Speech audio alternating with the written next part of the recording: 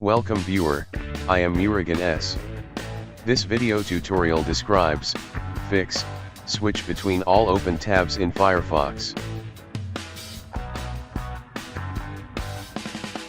Press both Ctrl and Tab keys, only switch between the two last selected tabs.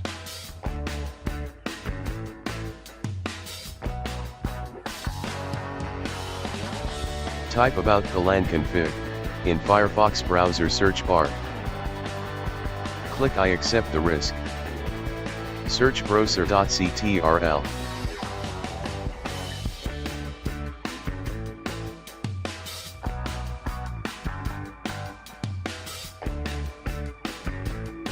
Right click, click toggle to change the value to false.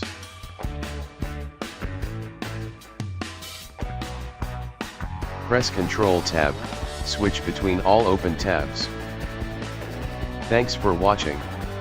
I hope this video tutorial helps to solve the problem. Please like, share and don't forget to subscribe my channel. See you next video.